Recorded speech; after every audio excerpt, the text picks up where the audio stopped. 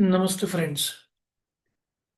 अगर मैं आपसे पूछूं कि क्या किसकी पीड़ा किसकी शक्ति बन सकती है, क्या किसकी तकलीफें लाइफ में जितनी सारे अनगिनत तकलीफें या अत्याचार होने के बाद भी कोई किसकी ताकत बन सकता है क्या? जिसकी लाइफ इनिशियल सेट में पूरी गरीबी में बीती है, बहुत बड़ी तकलीफों में, क्या वो वैश्विक नेता भी बन सकता है क्या? अगर आपको ये सब चीज पॉसिबल नहीं लगती है तो आज की स्टोरी आपके लिए है। आपने पीछे फोटोज देखे होंगे, राइट? इनका नाम है ओपरा विनफ्री। आपने सही सोचा भी होगा, बहुत सारे लोग उनको जानते हैं। वो एक वैश्विक लीडर है। वर्ल्ड के मोस्ट इन्फ्लुएंशियल लीडर्स की जब भी बात आती है, वर्ल्ड के मोस्ट इन्फ्लुएंशियल लेडीज की जब भी बात आती है, तब इनका नाम सबके टॉप में बड़े अदब से लिया जाता है। लेकिन जो आज उनकी स्टेटस आप देख रहे हो ना, ये पीछे जो घर है वो 100+ मिलियन डॉलर का है, जिसकी वर्थ अगर इंडिया में देखी जाए तो 900 करोड़ से ऊपर का घर। ऐसे ही व्यक्ति जिन्होंने खाना खाने के भी पहले कुछ साल तक प्रॉब्लम हुआ करते थे। ये ऐसी लेडी है जिन्होंने सबसे पहले बिलियनर भी बनी, और सबसे पहले बिलियनर भी बनी सेल्फ मेड बिलियनर। मिलियनर यानी ऐसे लोग जो 9 करोड़ से ज्यादा कमाते हैं, और बिलियनर यानी ऐसे लोग जो 9,000 करोड़ से ज्यादा संपत्ति रखते हैं। तो इनकी आज की संपत्ति है 3.16 बिलियन डॉलर, तकरीबन इंडिया के हिसाब से या करेंसी के हिसाब से 28,000 करोड़ रुपया।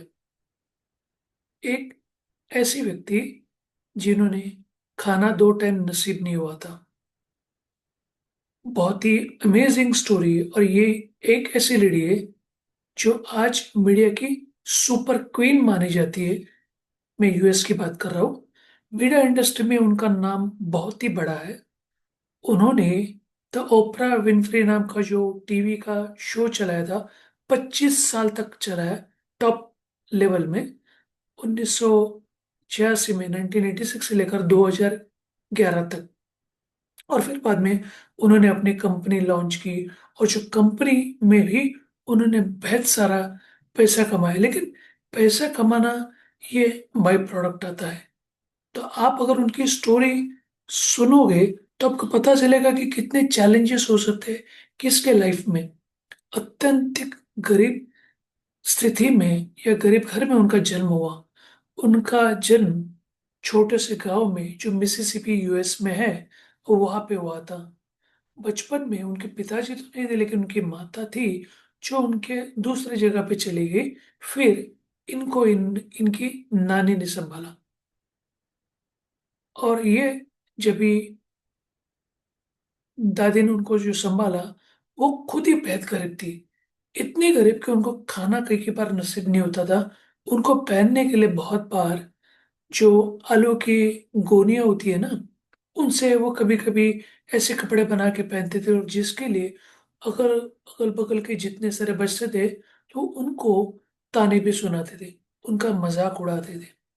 सोचो, आपके पेरेंट्स आपके साथ नहीं, आपका लाइफ गरीबी में चल रहा है, आप ब्राउन एनवायरमेंट से हो, right? She was an African origin. तो आपका बैकग्राउंड भी कुछ अलग है। और आपका एजुकेशन अगर आपको नहीं मिलता हो तो आपको कितना तकलीफ सहने पड़ती सकती है, ये आप इमेजिन करके देखो। तो लोग सिर्फ यहाँ तक ही नहीं रुके। उनके जो अगल बगल के रिश्तेदार थे, बहुत सारे लोगों ने उनके साथ बहुत गलत व्यवहार भी किया।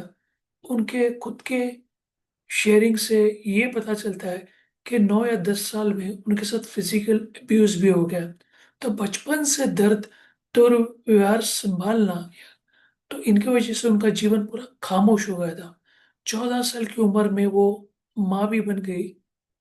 फॉर्चुनेटली वो बच्चा रहा नहीं, और वो वहीं पे मर गया, क्योंकि प्रीमेच्योर बेबी था।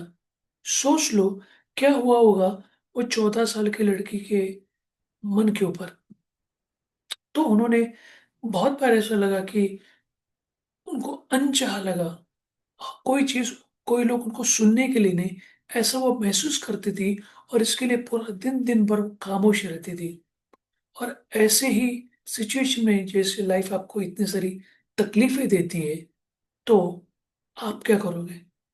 लेकिन उन्होंने ये सोचा कि मैं इसका प्रभावी रूप से रिप्लाई करूंगे, मैं बाउंस बैक करूंगी। रेजिलियंस काइंड ऑफ माइंडसेट जिसको बोल सकते हैं, कि ऐसे वाले कठिन परिस्थिति में भी अपना आपा नहीं खोई, और वहां से लगातार काम करते रही।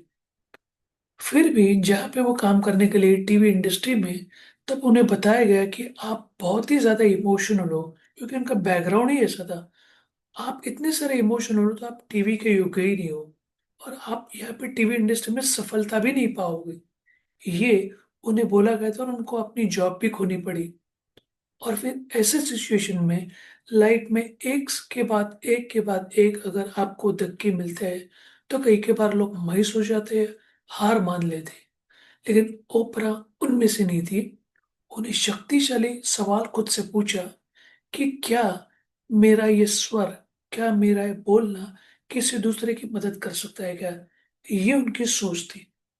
तो ओपरा ने कुछ अलग करके दिखाया। वो परफेक्ट नहीं बनी, लेकिन उन्होंने परफेक्ट बनने के नाटक करने से अच्छा सच रहना अच्छा समझा।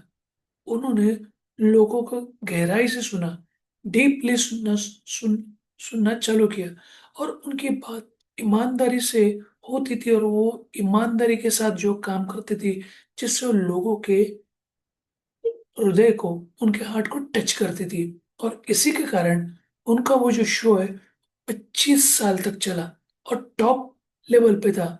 बहुत बड़े बड़े सेलिब्रिटीज उनके शो में आ गए, इवन इंक्लूडिंग माइकल जैक्सन जैसा इतनी बड़ी असामी भी उनके शो में आ गई।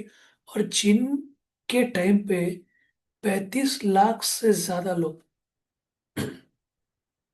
35 मिलियन, 3.5 करोड़ पीपल ने उनको देखा था, ये शो को। ये अपने आप में ही बहुत बड़ा रिकॉर्ड था कि इतना इंटरव्यू, तीसरा या चौथा बड़ा इंटरव्यू माना जाता था आज भी पूरे वर्ल्ड में। तो ओपरा की ये जो ताकत थी, वो उन्होंने दिखावे के ऊपर नहीं रखा। उन्होंने ये लोगों को भरोसा दिलाया है कि मैं आपके लिए यहाँ पे हूँ, मैं आपकी आवाज बन के यहाँ पे बैठी हूँ। और इन्होंने बिलियंस ऑफ लोगों को ठीक ठाक कर दिया। लाखों लोगों को उन्होंने परिवर्तित कर दिया, चेंज कर दिया। उनके मिलियंस ऑफ फॉलोअर थे, मिलियंस ऑफ लोग उनको सुनते थे, और इन सब लोगों को उन्होंने हील किया। बहुत सारे लोग एकदम मायूस कंडीशन में थे, लेकिन जब उनकी बात सुनते थे, वो इमोशनली चार्ज होते थे।